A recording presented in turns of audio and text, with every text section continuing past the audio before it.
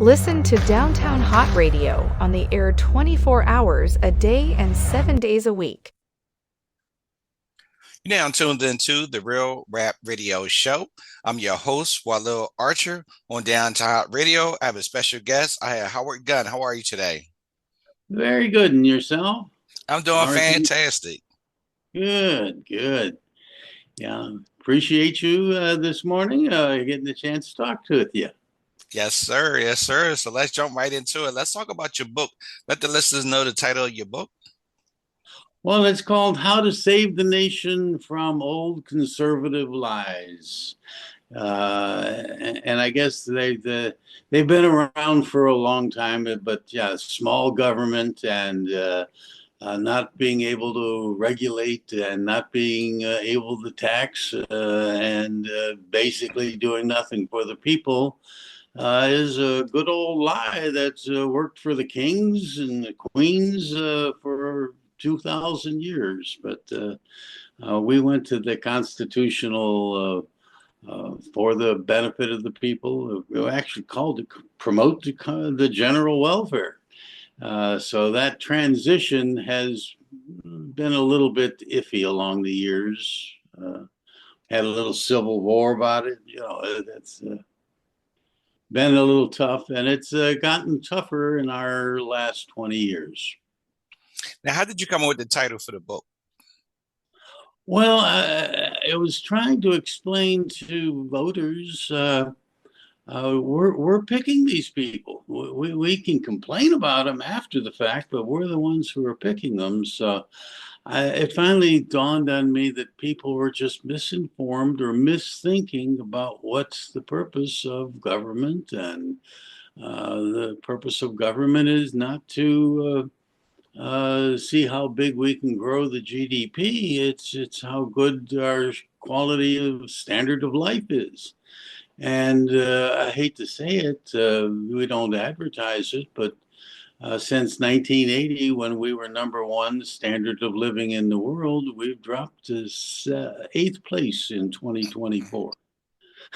that's subtly, and we can blame it on the politicians and so on, but it's people are misperceiving when they're voting, and they're not voting for those people who are here to help the people. They're here to help raise profits and grow wealth. Okay, now you seem passionate about voting. So what inspired you to write a book about voting? Well, my last book, as a matter of fact, was called Candidate Assessment. Uh, it seemed to be trying to put the blame, if it's not the voters, then it is simply that we've scammed everybody. But yeah, we do have this representative government mandate that most of us have bought into. And like I say, when we're selecting poor leadership, it's I would like to blame the leaders, but yeah, when you vote them in or appoint them in, and like I say, we can use the presidential boondoggles for the last 20 years as the economy was growing at rapid paces. The wages of the executives were growing at rapid wages, and the actual wages of the workers was not growing at all, and actually going down in certain ways, so that the middle class was shrinking instead of growing. And like I say, those were, I'd like to say, votes rather than the people that they voted for and the people that they put in power. And I don't want to say they're just stupid. So it's got to be something else that is convincing them to make bad decisions for not only themselves, but for their children as well. So that's why I harp on the voters and blame them for bringing together this Republican shared responsibility with representatives. Now, can you tell us about your creative process when writing this book? Well, I came a long way from the technology industry. We were making these wild things called modems and PCs and fiber optics and switches and routers. And matter of fact, one of my books was called The Basics of IPTV, where we were trying to explain what Facebook and streaming video was going to do to the United States. But I also started to understand how that the massive introduction of these technologies had given people a way to train. For example, we've been trained on how to make this video call. Well, if I could teach you to make a video call on your PC or your phone, I could probably teach you how to dance. I could teach you how to vote. I could teach you how to do what I want you to do. And you'll think it's your own ideas. So I saw the explosion of propaganda, the misinformation, and then the applied use of the misinformation. Tollways were not put in. That was a toll on the people going to work.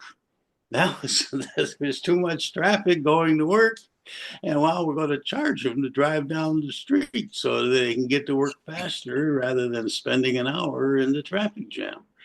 That's not a place to put toll roads. The toll roads are for other purposes, maybe, but certainly not to be built through the hearts of the towns to primarily charge the workers to go to work.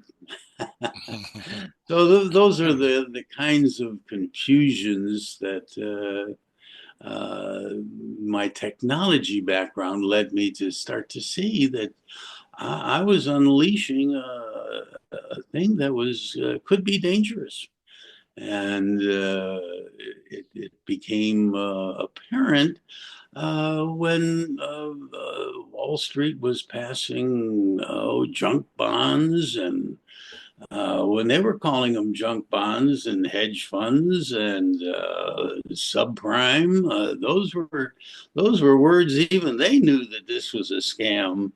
And when the Great Recession came, they were looting the middle class, not the rich. They in effect were taking homes only from the middle class. No one thinks of it that way, but that's what I was seeing in my technology base. That yeah, the people that I was dealing with who wanted to buy 50 or $100 million worth of equipment weren't having any problem. I wasn't having any problem. I was running at the time a company called Alcatel, who was the largest supplier of telephone company stuff in the world. It used to be called. Matter of fact, they merged with AT&T and Bell Laboratories, and now it's called Nokia. But at the time, we had plants in 120 countries, and I was starting to see in that technology sense, the other countries were advancing faster than we were with new technologies. And then it dawned on me it's because we were suppressing certain things that we didn't want to get out into the public. So I found that led me to start to wonder why we were making some of the political decisions we were making, because I just don't believe people were that uninformed, so they must have been misinformed. Now, how long did it take you to write this book?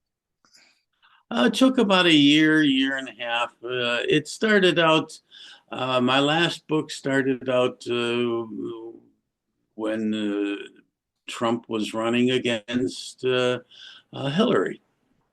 And this one started out when Joe took over as the president, there was already some question of his age and so on. So I started to write the book so that we didn't make the transition to Joe and then back to whether it had been Trump or DeSantis or whoever. I just didn't want them going back down that path. So that's what started me on the book about the second year of the last administration, and then try to get it finished in time for the race, even though it's not focused on the race. It doesn't, like I say, I don't try to spend my time worrying about just Trump. I'm in Texas, so I have my own state governor that gives me the Trumpism. So that's why I say the book was written to sort of to be in the cycle of the race, but not focus on the race itself, but focus on the general issue of we're facing we've heard the term collapse of democracy, and it's sort of very true that the guys who didn't want democracy, people don't realize, for example, that Pennsylvania had already ended slavery while it was still a colony of Great Britain. And basically, they were joining the rest of Great Britain. The other states that didn't want to get rid of them were making money. And that was, like I say, so that friction had been going on even before we started as a country. And when the first Constitution was replaced with the second Constitution, we did it again, and let's just say the red states took over for the blue states. And like I say, that Civil War cost 800,000 people. And it was not just over slavery, it was over the treatment of people and making progress for the people as opposed to just the wealthy. And that's sort of what I timed this book. So it took me a year and a half or so and got it out the door. And about May, we started to actually get to print. And so now we're publishing and talking about it. And like I say, we've got a transition that we'll see coming in January. But that transition, can it be worse than it was before? Yes, it could be. It seems like he has even stranger old conservative lies to tell us. The idea of a tax cut for the rich and trickle down will be lightweight compared to some of the things that he's talking about in tariffs and getting rid of the Department of Education, canceling Social Security. Those are some pretty rough ideas to think about. When writing this book, did you experience writer's block? And if so, how did you overcome it? Well, the writer's block was more a matter of how can I figure out how to say it without sounding like I'm crazy or revolutionary. There's another revolutionary. This is the same battle we've been fighting for 200 years. The promoting the general welfare didn't start in the United States until last century. After the Civil War, we actually let women vote around 1920. We did not have an income tax until 1909. And the income tax only applied to about 3% of the population. It was actually targeted at the rich paying their fair share of running the country. So those writer blocks were more a matter of how can I say this nicely that yeah, they're not anti-American. They're just uh, emboldened by the traditional driving force of the accumulation of wealth by the wealthy.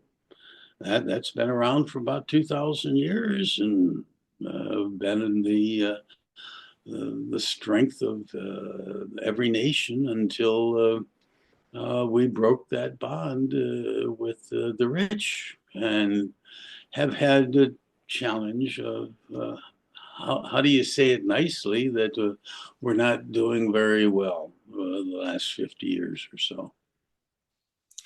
Now, where can they purchase your book at?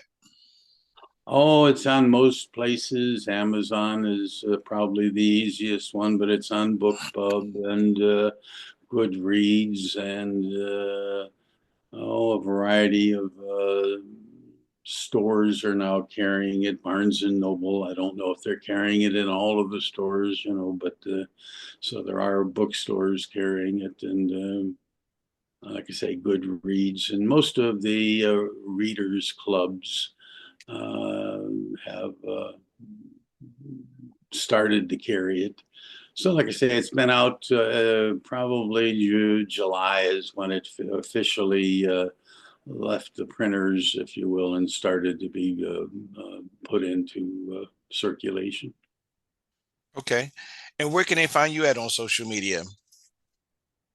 Well, they can find me under Howard Gunn, and they can find me on the web as howardgunn.com.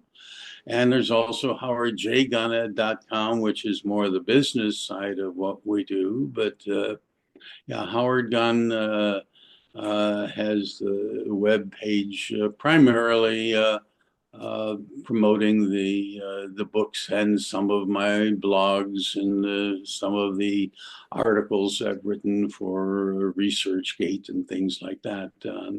And most of them are on the subject of either technology or like I say, I'd like to say it's not politics, but on people's ideology and applying it to their everyday life and doing a better job, if you will, both in the technical sense. Like I say, I've written articles about these crazy things like Bitcoin and so on, and trying to explain Bitcoin in the technology terms. It's a technology achievement that I can sell these things and actually make money, and it's we like to laugh about it in our side of the industry. It's software. You can't see it, you can't touch it, but you think it's worth it, and yeah. And again, I've got Windows on my computer, so it's got to be worth $99 a month to send to Microsoft, or $99 a year. And Bitcoin just converted it into a currency exchange, and it works. Yeah, so it was an article trying to explain how the technology made that possible. So I do that in Howard J. Gunn. That's more of the business company that I run, and like I say, I have some other uh, places you can find me in some of the podcasts. Been on Starlink and Startel, and some of the new podcast TV broadcasting stations. Okay. And as we close out, we got about a few minutes left. Any closing remarks or final thoughts? Well, no, just that we're off on to another process for the next 4 years, and many of the things they're talking about should worry the voters, and hopefully they will see the errors that they've allowed to come into being. And I'd like to say it's for them only, but it's not. It's for posterity. And like I say, we're losing our standard of living, going down, not going up. And that's not good for posterity or my children. And that's what I would hope they'll leave with this book is some rethinking of how we're going about promoting the general welfare of the people of the United States, not just the wealthy. Nice. Well, Howard Gunn, I'd like to thank you for doing the interview today. Oh, thank you. I appreciate it. And you have a good rest of the weekend and you have a good holiday. You as well. So Okay, that's my time. So that's my time today on the Real Rap Radio Show. And I'll see you guys next time on the Real Rap Radio Show with Walil Archer on Downtown Hott Radio. bye now. Listen to Downtown Hott Radio on the air 24 hours a day and 7 days a week. Tune in by downloading the Downtown Hott Radio's mobile app. Listen on our website, www.downtownhottradio.com.